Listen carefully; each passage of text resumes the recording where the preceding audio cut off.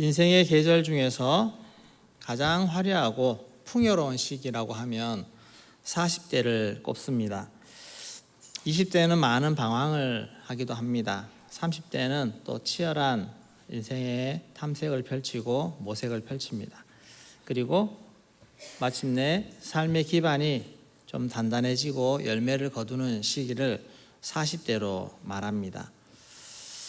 오늘 본문에 등장하는 우리 다윗이 나이가 40대라고 볼 수가 있습니다. 40대 다윗. 그의 인생에서 이보다 완벽한 그런 황금기는 없을 거라고 말할 수 있습니다. 그 이유는 첫째로 그는 정치적인 입지를 잘 세웠습니다. 과거에 사울 왕에게 쫓기고 유다 한 지파만의 지지를 받던 그런 나약한 도망자 모습이 아닙니다. 그리고 지금의 다윗은 이스라엘 모든 지파가 자발적으로 나와서 그를 왕으로 추대했습니다. 명실상부한 통합 이스라엘의 최고의 권력자의 위치에 우뚝 서게 되었습니다. 두 번째로는 영적인 정통성까지 확보했습니다. 오랫동안 방치되었던 하나님의 법궤를 예루살렘 성으로 데리고 모셔왔고 그 앞에 온 백성 앞에서 춤을 추면서 예배의 처소를 세웠습니다. 백성의 존경과 영적 신뢰를 한 몸에 받는 그런 다윗이 되었던 것입니다. 세 번째로 그리고 다윗은 하나님의 엄청난 축복의 약속을 받은 상태입니다.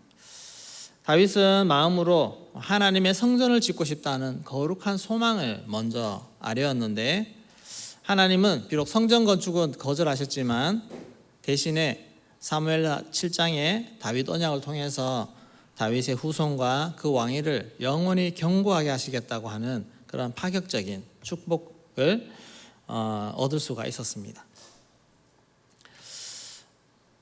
그리고 그 결과 이후에 다윗의 모든 행보가 형통한 것을 봅니다. 우리 사무엘하 8장을 쭉 읽어보시면 다윗이 어디를 가든지 여호와께서 이기게 하시니라는 말씀이 계속 반복이 됩니다.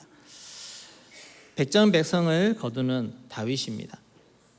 주변에 얼마나 많은 적국들이 있고 서로 그때는 틈만 나면 공격하고 틈만 나면 영토를 넓히고 하는 그런 시기이기 때문에 방심할 수가 없는, 그리고 조금만 방심하면 공격해오고 하는 그런 시대입니다. 그럴 때 어디를 가도 이기게 하시는 하나님, 계속해서 지경을 넓히게 하시는 그 하나님, 그 하나님을 경험하면서 다윗의 인생이 정말 젊은 시절의 모든 눈물과 수고를 다 보상받는 그런 형통의 시기를 보내는 것이 다윗의 40대입니다.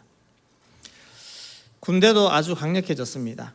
그래서 굳이 이제 왕이 직접 전쟁터에 나가지 않아도 될 만큼 또 유능한 요압 장군이 알아서 군대를 끌고 가서 싸워서 승전보를 울려주는 그런 모든 것이, 경제도 군대도 참 완벽한 어떤 시스템을 갖춘 때라고 볼 수 있습니다. 그런데 참 아이러니하게도 다윗이 가장 큰 영광과 형통을 취하던 이 시기에 다윗의 인생에 가장 추악하고 더러운 내면이 폭로되고 있다는 것입니다. 그의 영광과 그의 인생 추락이 함께 연결되어서 드러나게 됩니다. 우리는 흔히 고난당할 때가 광야에 있을 때, 고난당할 때, 광야에 있을 때 쓰러질 거라고 많이 생각하지만 실상은 그렇지 않습니다. 우리가 잘 되고 있을 때, 형통할 때, 그럴 때 침상에 누워 있을 때 그때가 사단이 우리를 노리는 최적기라는 것입니다. 우리가 이것을 잘 알아야 됩니다. 네덜란드의 틸버그 대학교 연구팀이 심리학회지에 발표한 흥미로운 논문 내용이 있습니다. 1561명의 전문직 종사자들을 대상으로 조사를 했는데 조직 내에서 지위와 권력이 높아질수록 외도와 일탈의 확률이 정확히 정비례하여서 상승한다라고 발표를 했습니다. 지위가 높아질수록, 권력이 있을수록 외도할 가능성이 높아진다는 겁니다. 일탈할 가능성이 높아진다는 겁니다. 이 연구진은 권력이 인간의 심리를 어떻게 망가뜨리는지 세 가지 메커니즘으로 설명을 해줍니다. 첫째는 과도한 자신감입니다. 지위가 높아지면 자신이 타인에게 엄청난 매력을 어필할 수 있다는 착각에 빠진다고 합니다. 두 번째, 특권의식입니다. 내가 이만큼 고생했으니까 이 정도 대가나 일탈은 누려도 된다라고 하는 그런 무서운 보상 심리가 작용하는 겁니다. 세 번째로, 통제력의 착각입니다. 내가 힘이 있으니까 비밀스러운 범죄나 리스크는 내가 완벽하게 통제하고 감출 수 있다라고 그렇게 믿는 오만함이 생긴다고 합니다. 지난해 2025년 7월 많은 분들이 뉴스를 보셨을 것입니다. 미국의 큰 대형 스타디움에서 유명한 밴드 콜드플레이 콘서트장에서 일어났던 사건입니다.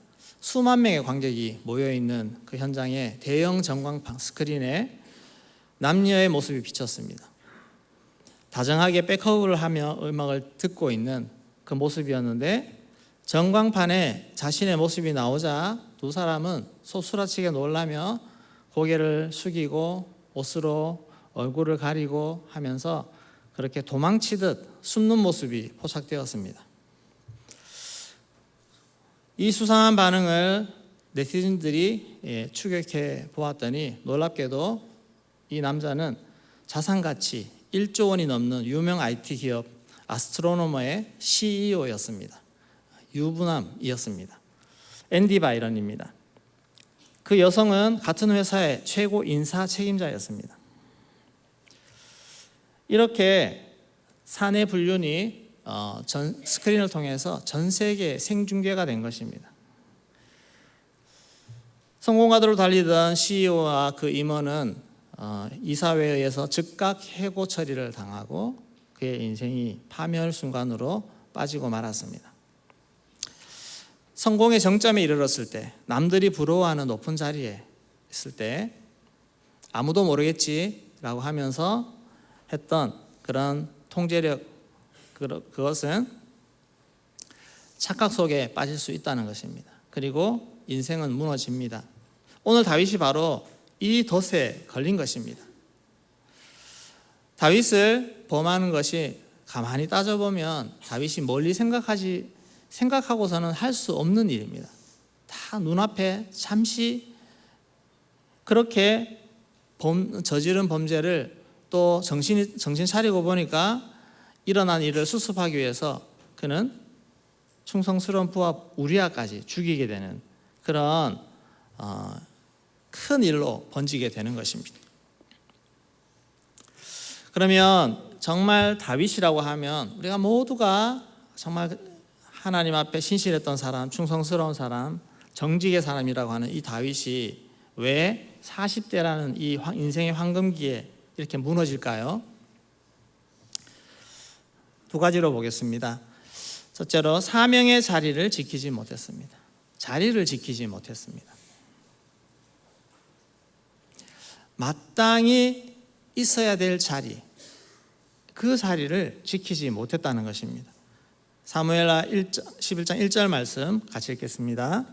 그 해가 돌아와 왕들이 출전할 때가 되매 다윗이 요압과 그에게 있는 그 부하들과 온 이스라엘 군대를 보내니 그들이 암몬 자손을 멸하고 랍바를 에워쌌고 다윗은 예루살렘에 그대로 있더라.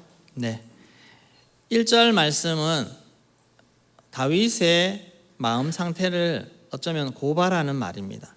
왕들이 출전할 때가 되었다 했습니다. 해가 돌아와서 왕들이 출전할 때가 되었다. 특별히 왕들이라는 말을 씁니다. 전쟁이 왔을 때. 그리고 다윗은 예루살렘에 그대로 있더라, 이렇게 대조를 시켜놓습니다. 당시 그 주변의 나라들, 그 당시에 봄철은 전쟁하기 좋은 시기입니다. 한겨울에는 서로가 힘듭니다. 그리고 변수가 많습니다. 그래서 굳이 변수 많은 그런 추운 시기나 비가 오는 때 그때는 전쟁하지 않습니다. 그래서 봄철이 되어 좋은 시기가 되었을 때 주변국들의 위협으로부터 백성을 지키기 위해서 왕들이 직접 군대를 이끌고 나가는 것이 당연한 일이었습니다. 그것이 바로 왕의 사명인 것입니다.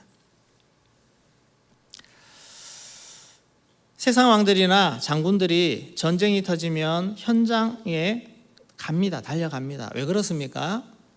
지휘를 하려면 현장을 봐야 되잖아요.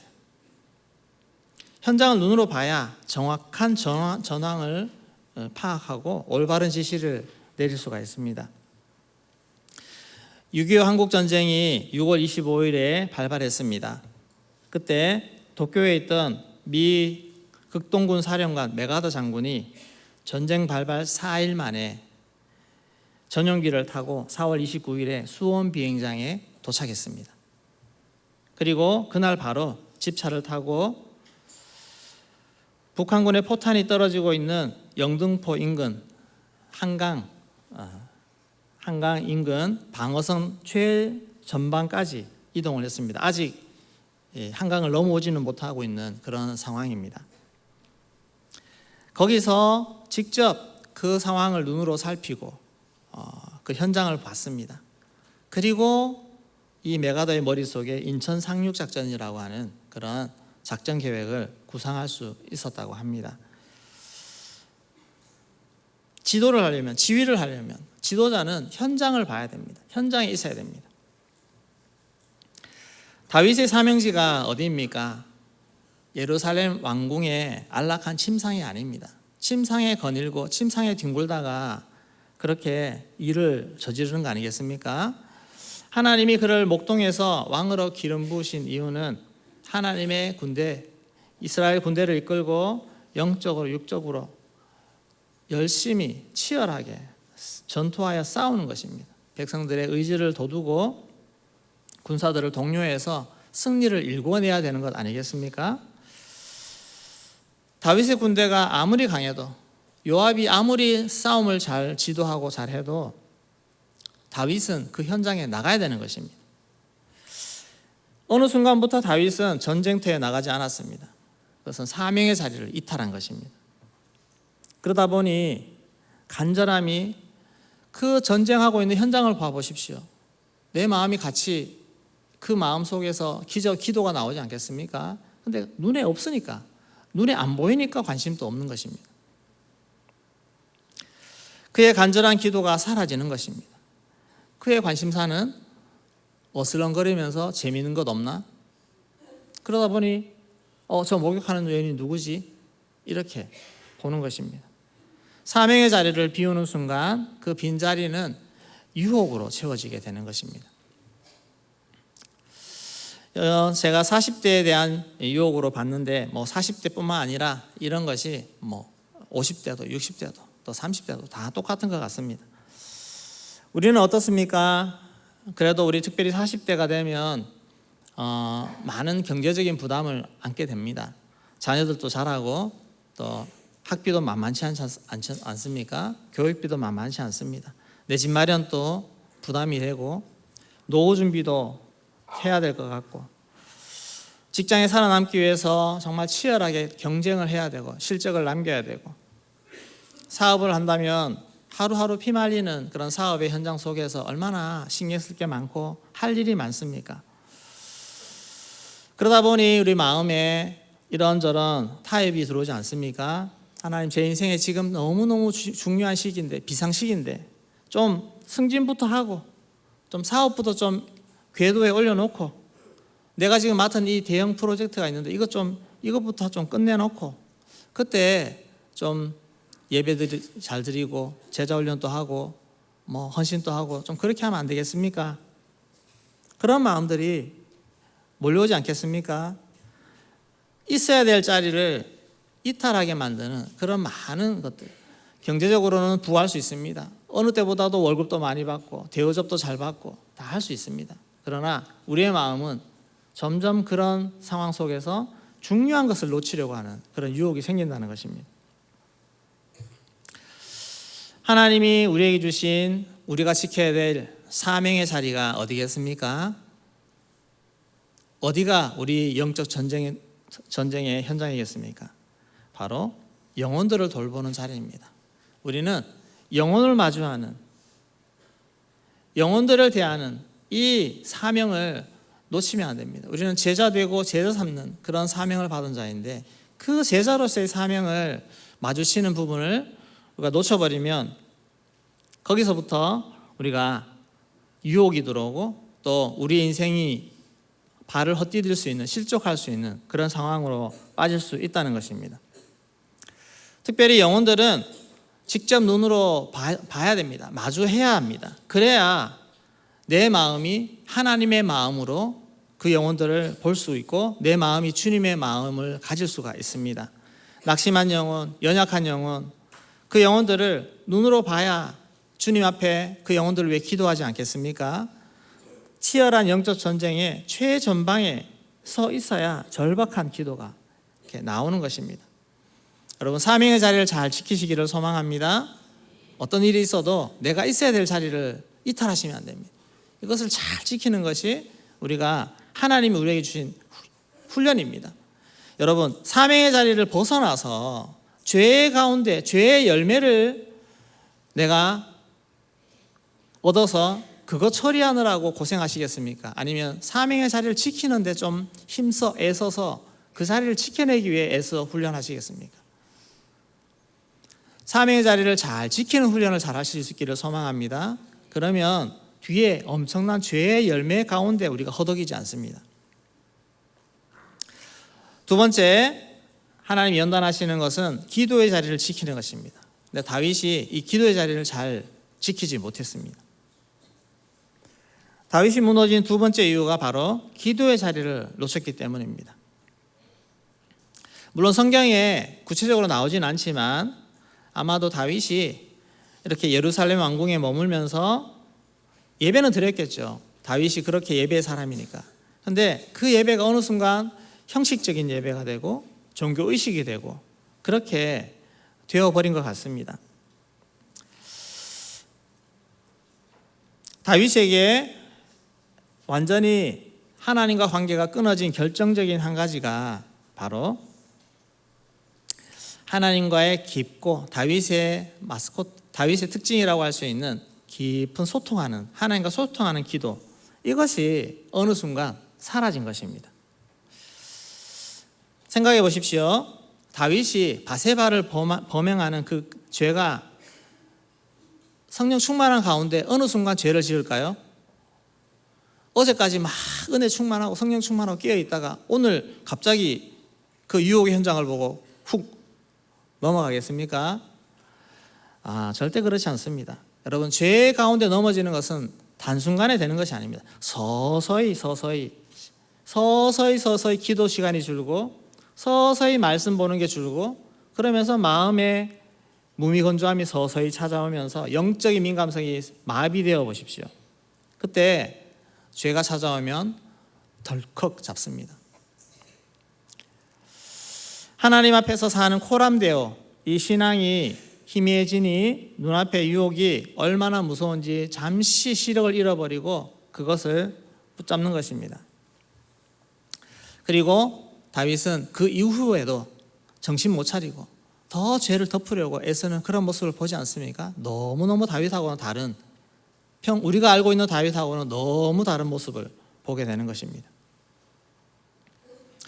우리가 기도의 자리에 잘 나와서 오늘 이렇게 기도의 자리에 나오신 것도 너무너무 감사한데, 그러나 깨어 기도할 수 있기를 소망합니다. 깨어서 기도할 수 있어야 됩니다. 몸만 앉아 있는 것이 아니고 어떻게든 내 영혼을 깨워서 하나님과 소통하는 기도를 유지한다면 우리는 죄의 유혹 앞에 우리의 마음을 지켜낼 수 있습니다. 내가 깨어 기도하는 사람인데 죄의 유혹이 내 앞에 왔을 때 그때 알람이 울립니다. 여러분, 영적 알람이 울립니다. 붙잡으려다가도 어떻게 될까요? 이러면 안 되지. 여러분들이 스크린 앞에서 핸드폰 앞에서 뭔가 클릭하려고 할 때 누르려고 하다가도 이건 누르면 안 되지. 그런 마음이 드는 거. 여러분, 깨어 기도하는 사람이 그게 작동합니다. 기도하지 않은 사람은, 소통하지 않은 사람은 아무 생각 없이 누르고 보고 그렇게 하는 것입니다. 깨어 기도하기를 소망합니다. 기도의 자리에서 깨어서 하나님과 소통하고 말씀 읽을 때에도 하나님의 음성이 들리고 그렇게 한다면 우리는 다윗처럼 넘어지지 않고 우리가 우리 마음을 지켜낼 수 있습니다. 평온하다고 생각할 때, 잘 나간다고 생각할 때 그때가 더 우리가 깨어서 나를 살피고 죄의 유혹 가운데 더 깨어서 잘 영적 관리를 해서 코람대오로 하나님 앞에 늘 깨어서 승리할 수 있는 저와 여러분 되기를 소망합니다.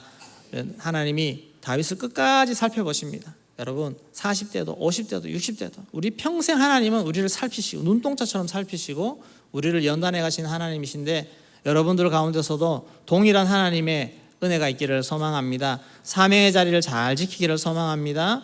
영혼들 잘 돌아보시기를 소망합니다. 맡은 사역 힘들다고 내팽개치지 마시고 포기하지 마시고 끝까지 사명을 붙잡는 그런 모습으로 나아가기를 원합니다. 기도에 깨어있기를 소망합니다.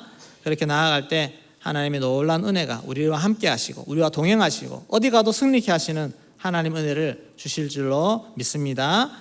우리 다 같이 기도하겠습니다.